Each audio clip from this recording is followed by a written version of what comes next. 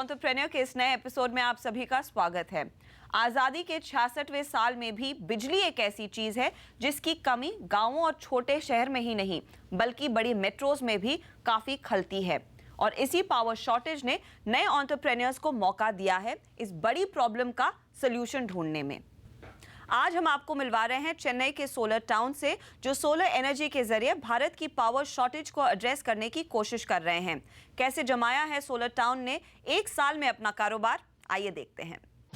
Multinational company में अच्छी खासी सैलरी लेने वाले विक्रम दिलीपन नौकरी से आए अनुभव के भरोसे खुद का कारोबार शुरू करना चाहते थे।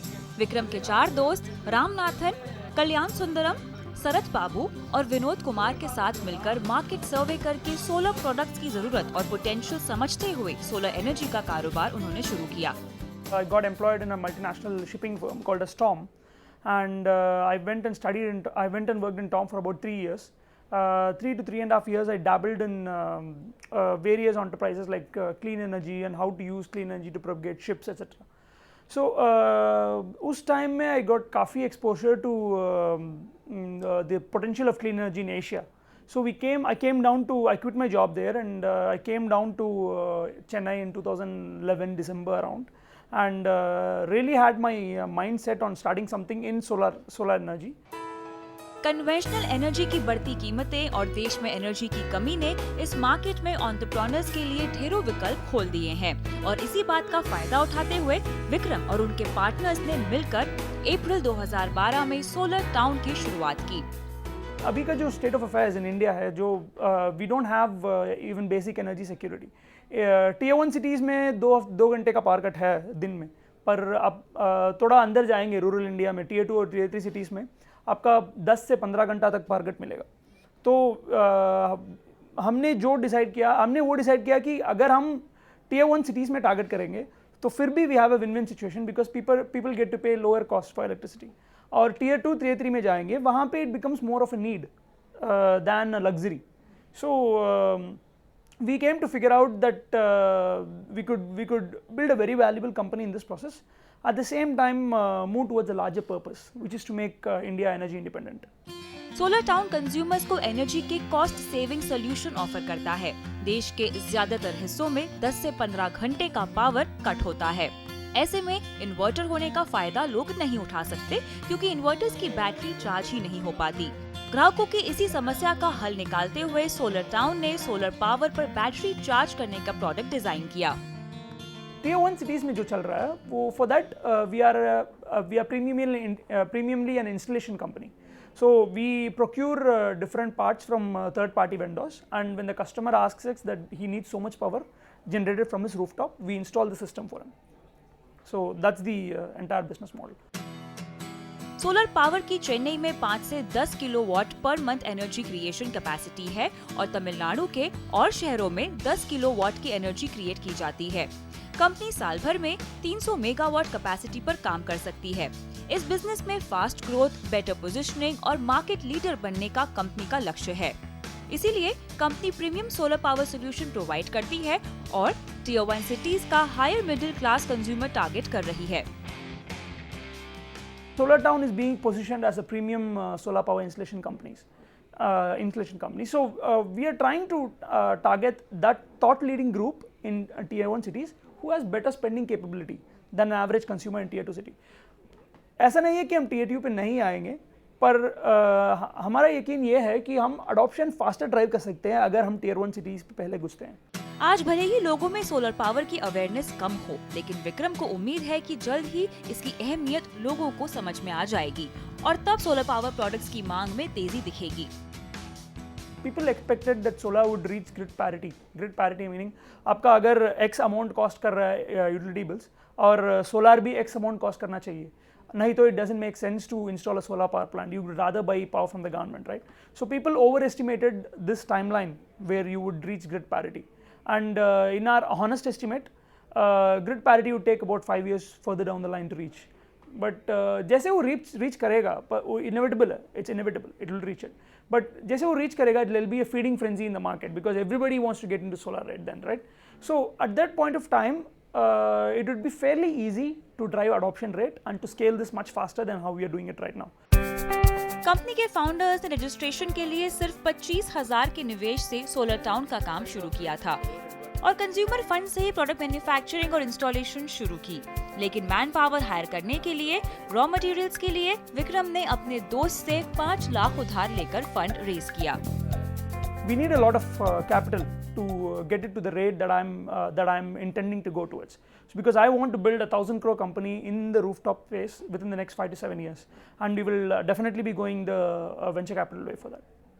आगे चलकर एग्रेसिव एक्सपेंशन के लिए और देश की टियर 1 सिटीज में कारोबार फैलाने के लिए 25 से 100 करोड़ की जरूरत होगी। फिलहाल कंपनी चेन्नई के अलावा तमिलनाडु के 4 शहरों में काम कर रही है। कंपनी को जल्द ही सीरीज बी फंडिंग भी मिलने वाली है, जिसके बाद बंगलुरु, मुंबई और दिल्ली जैसे शहरों में विस्तार करने की योजना तैयार की जाएगी। इसी के साथ वक्त हो रहा है एक छोटे से ब्रेक का। आगे बात करेंगे CIIE अहमदाबाद के CEO कुणाल उपाध्याय से।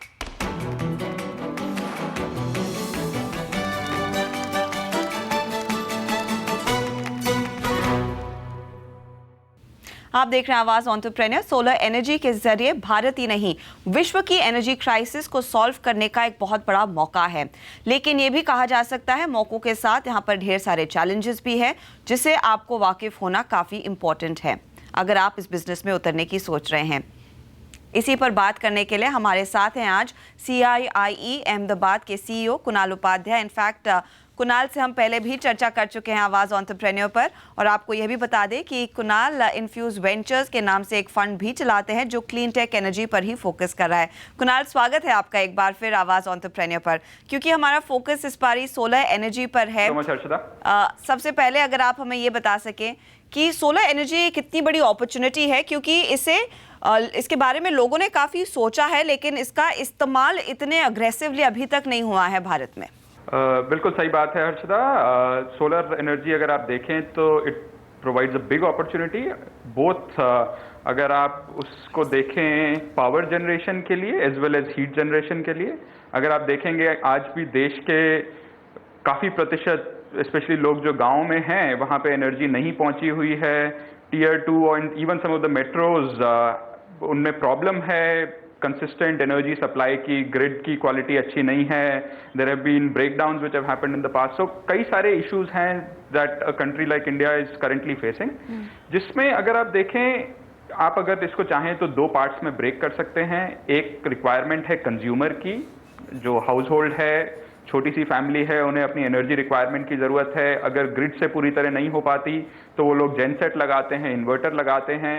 वेरी ऑफन उससे भी उनकी पूरी रिक्वायरमेंट्स पूरी नहीं हो पाती। So for the consumer sector, B it in the urban, अगर गांव में भी आप देखेंगे वहाँ पे बिजली का कनेक्शन नहीं है, उसके लिए भी सोलर एक बहुत ही अच्छा ऑल्टरनेटिव है। ऑन द अदर हैंड अगर आप इंडस्ट्रियल और कमर्शियल देखेंगे, वहाँ पे भी एक एनॉर्मस अपॉर्चुनिटी है, जहाँ पे फैक्ट्रीज की डिपेंडेंस डीजल जेनसेट्स पे काफ़ी ज़्यादा है। उन लोगों की डिपेंडेंस मतलब अक्सर ये होता है कि the factories are shut down क्योंकि एनर्जी सप्लाई नहीं होती है, तो वहाँ पे there is an enormous opportunity जो सोलर प्रोवाइड कर सकती है। ऑफ कोर्स जो तीसरा एलिमेंट है वो है यूटिलिटी का। लोग बड़े बड़े solar based power plants, photovoltaic plant setup कर रहे हैं 1 मेगावाट 2 मेगावाट की रेंज में। तो वहाँ पे ये होता है कि जो एनर्जी प्रोड्यूस की जा रही है वो वापस ग्रिड में सप्लाई की जाती है ताकि ग्रिड के थ्रू वो लोगों को बांटा जा सके। बट जो दूसरा एलिमेंट है जो स्मॉल स्केल एंटरप्रेन्योर्स अच्छी तरह उसको एक्सप्लोर कर सकते हैं, वो है ऑफ ग्रिड, या जिसको आप रूफटॉप सोलर बोलेंगे, ऑफ ग्रिड बोलेंगे, जहां पे डिस्ट्रीब्यूटेड जनरेशन हो रही है, जहां पे प्रोड्यूस किया जा रहा है वहीं पे कंज्यूम किया जा रहा है, which for a small entrepreneur it's a big opportunity. क्योंकि ये इंडिया की प्रॉब्लम नहीं है, ग्लोबली भी अफ्रीका जैसे देश है, आई एम श्योर दूसरे कंट्रीज में भी यहाँ पर कई प्रॉब्लम्स होगी एनर्जी की, तो क्या वो भी एक बड़ा मार्केट रह सकता है जहाँ पर आप शायद भारत में छोटी शुरुआत करें and then you take your business global? बिल्कुल सही बात है। अगर आज की डेट में आप देखेंगे सम ऑफ द डेवलप्ड कंट्रीज, अगर आप यूरोप देख लीजिए, जर्मनी देख लीजिए, या आप स्पेन देख लीजिए, या यूएस देख लीजिए, इन सब जगहों पे सोलर फोटोवोल्टाइक रेजिडेंशियल पर्पस के लिए has picked up really well. अगर आप देखेंगे अफ्रीका में हो गया जैसे आपने बोला था, या साउथ ईस्ट एशिया में हो गया, इन सब जगहों पे अच्छी सोलर इंसोलेशन है, अच्छी मात्रा में सोलर सनलाइट पड़ती है, तो उसका इस्तेमाल किया जा सकता है इंडस्ट्रियल, कमर्शियल या रेजिडेंशियल सेगमेंट में एनर्जी प्रोवाइड करने के लिए। तो I believe it's an enormous opportunity and India is a great test market. अगर यहाँ पे अच्छी चीजें सेट की जा सकती हैं, नए बिजनेस मॉडल बनाए जा सकते हैं, they can easily B replicated in the other developing countries. Right, किस तरह के बिजनेस मॉडल्स पर आते हैं कुणाल? क्योंकि जैसे हमने सोलर टाउन का एग्जांपल देखा, वो प्राइमरीली सेटअप कर रहे हैं, इंस्टॉल कर रहे हैं सोलर यूनिट्स रेसिडेंशियल बिजनेसेस के लिए, and of course they plan to scale up, commercial ले जाने की बात हो रही है। तो इस तरह के इंस्टॉलेशंस पर ध्यान देकर पैसा कमाया जा सकता है, या फिर मैन्युफैक्चरिंग में भी उतरने का एक बहुत बड़ा मौका है? देखिए, मेरा ये मानना है आज की डेट में कि एक छोटे एंटरप्रेन्योर के लिए मैन्युफैक्चरिंग में उतरना वाजिब नहीं है, क्योंकि it requires a lot of capital expenditure, जो एक छोटे एंटरप्रेन्योर के पास हो सकता है पैसा ना हो। बट अपॉर्चुनिटी है जिसको बोलते हैं EPC, engineering, procurement and commissioning, उसमें काफ़ी बड़ी अपॉर्चुनिटी है। अक्रॉस द कंट्री अभी काफ़ी मात्रा में सोलर फोटोवोल्टाइक की इंस्टॉलेशंस होंगी अगले कुछ सालों में। तो एंटरप्रेन्योर्स अगर इंस्टॉलेशन का काम कर सकें, जिसको ब्रॉडली EPC भी बोलेंगे, वहाँ पे एक एनॉर्मस अपॉर्चुनिटी है। मैन्युफैक्चरिंग में मैं नहीं रिकमेंड करूँगा at this point in time, क्योंकि अगर आप ग्लोबली देखेंगे तो काफ़ी ज़्यादा सोलर फोटोवोल्टाइक मैन्युफैक्चरिंग बढ़ा दी गई थी पिछले कुछ सालों में। So there is kind of an excess supply in the market, and वो भी कारण रहा है कि there is been a significant reduction in the solar prices. But तीसरा पार्ट जो अक्सर एंटरप्रेन्योर्स करने की कोशिश करते हैं आजकल, वो है नई एफिशिएंट टेक्नोलॉजी बनाने की कोशिश करेंगे, R&D करेंगे। उसके लिए भी मैं सजेस्ट करूंगा कि entrepreneur should not explore that. जी कुणाल, तो फाइनली, क्योंकि आप भी एक क्लीन टेक एनर्जी फंड चलाते हैं, अगर आपको कोई एंटरप्रेन्योर अप्रोच करता है तो आप उस तरह के बिजनेस मॉडल को प्रोत्साहन देंगे जो प्राइमरीली इंस्टॉलमेंट्स में है, और किस सेक्टर में आपको लग रहा है शुरुआत की जा सकती है? What would excite you as a fund? So I think there are two parts. I mean, as I said earlier, technology is not something that any VC investor would want to back in the clean tech space at this point in time, especially solar photovoltaic. तो मैं यही कहूँगा कि हम लोग भी जो installation side पे एंटरप्रेन्योर्स काम कर रहे हैं, जो नए बिजनेस मॉडल बना रहे हैं, उनको ज़्यादा प्रेफर करेंगे। इसमें भी अब दो पार्ट्स में बताऊंगा हर्षदा। एक है जहां पे पावर जनरेशन, जैसा आपने बताया, सोलर टाउन कर रही है या सोलर सिटी कर रही है, जहां पे वो पावर जनरेट कर रहे हैं और जो कस्टमर है वो उसको कंज्यूम कर रहा है। जो दूसरा मॉडल है हर्षदा, वो है हीट जनरेशन का। इंडस्ट्री जो होती है उसकी काफी हीट रिक्वायरमेंट्स होती हैं, मतलब टेम्परेचर रेंज अगर आप माने 100 डिग्री से लेके 350-400 डिग्री तक इंडस्ट्री की काफी ज्यादा रिक्वायरमेंट्स रहती हैं। तो कुछ कंपनीज हमें वैसी भी दिखने में आ रही हैं जो एग्जिस्टिंग टेक्नोलॉजीज को यूज करके या थोड़ा सा इंजीनियरिंग रीडिजाइनिंग करके वो लोग इंडस्ट्री को स्टीम या हीट प्रोवाइड कर रहे हैं। बट ये सारे मॉडल्स आप देखेंगे, मॉडल्स ऐसे हैं जहां पे कस्टमर के लिए उन्हें पर यूनिट ही पे करना पड़ रहा है, उन्हें इनिशियल इंस्टॉलमेंट नहीं करनी पड़ रही है। Then the customer gains a lot of confidence in the technology. ये अर्ली डेज हैं इन सब टेक्नोलॉजीज के, so we need to build the customer confidence by creating new business models. और बाद में इवेंचुअली क्या होगा, एक बार the technologies have been proven, the customers would start buying it. मतलब आप एग्जाम्पल देखें, बैंगलोर में देखिए या पुणे में देखिए, काफी और सिटीज में भी आप देखेंगे जहां पे जिस तरह घरों में पिछले एक दशक में लोगों ने सोलर वाटर हीटर्स यूज करने शुरू कर दिए हैं, दोज हैव बिकम वायबल। उस तरह से मेरा ये मानना है कि solar photovoltaic for residential as well as industrial आना काफी आसान है, और solar thermal for industrial requirements is also very easy. तो इस तरह की opportunities are exciting us. These are the opportunities that we are deeply looking at आज के दिन। शुक्रिया Kunal, always a pleasure speaking to you. इन तमाम इनपुट्स के साथ जो आप आए आवाज़ एंटरप्रेन्योर पर, धन्यवाद एक बार फिर।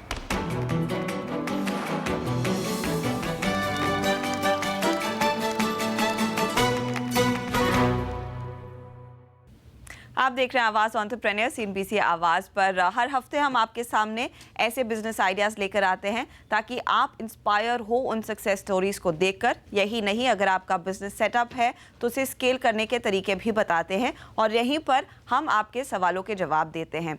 तो उसी का वक्त हो गया है और हम मदद लेते हैं हमारे दोस्त फ्रेंड्स ऑफ एम्बिशन की। और कौन से सवाल इस हफ्ते हमारे हाथ लगे हैं जिसका हम जवाब देंगे, जानते हैं मेरी सहयोगी कल्पिता पारकर से। कल्पिता। Thank you Harshada. इस हफ्ते भी हमारे पास दर्शकों के कई सारे सवाल आए हैं और सबसे पहला सवाल लेते हैं दीपक बागड़े का। इन्हें मल्टीपल सर्विसेज यानी टिकट बुकिंग, रिचार्ज या फिर जॉब पोस्टिंग जैसी कई सारी सर्विसेज एक ही जगह पर देने वाली कंपनी शुरू करनी है और इनको जानना है कि इसके लिए इनको क्या बेसिक तैयारी करनी होगी। तो सबसे पहले हम एडवाइस करेंगे कि आप डिटर्मिन करें कि आपके कस्टमर्स रिटेल कस्टमर्स होंगे या इंस्टीट्यूशनल कस्टमर्स होंगे, क्योंकि इन दोनों सेगमेंट्स के लिए रेलेवेंट सर्विसेज काफ़ी अलग हैं। आपने जो अपने क्वेश्चन में डिस्क्राइब किया है उससे हमें लगता है कि आपको कई सारे वेंडर्स के साथ टाई अप्स करने पड़ेंगे, जैसे कि telecom companies, airlines, Railways, movie theatres etcetera.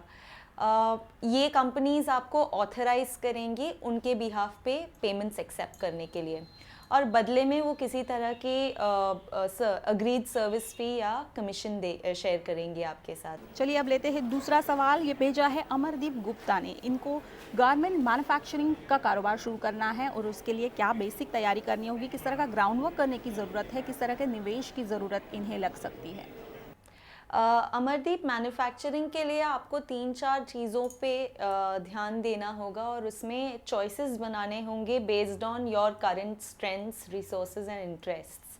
सबसे पहली बात ये है कि गारमेंट इंडस्ट्री बहुत ही बड़ी इंडस्ट्री है। इसमें आपको अपने मार्केट फोकस को ध्यान में रखते हुए डिसाइड करना होगा कि आप किस सब कैटेगरी में प्ले करना चाहते हैं। क्या वो वुमेंस वेयर है या मेंस वेयर है, शर्ट्स, टी शर्ट्स, इन सभी सेगमेंट्स को आपको in terms of demand and popularity समझना होगा। सेकेंड चीज़ है कि मैन्युफैक्चरिंग के लिए आपके मार्केट्स कौन से होंगे। आप अपने करंट स्टेट में ऑपरेट कर सकते हैं या मल्टीपल स्टेट्स में ऑपरेट कर सकते हैं या आप एक एक्सपोर्टर बन सकते हैं।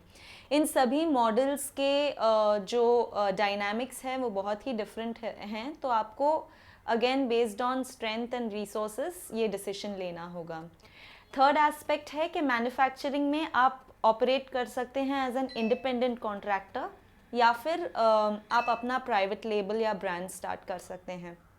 इसके लिए भी again very different business models हैं दोनों, तो आपको अपने इंटरेस्ट्स और स्ट्रेंथ्स को देखना होगा और फिर ये डिसीजन लेना होगा।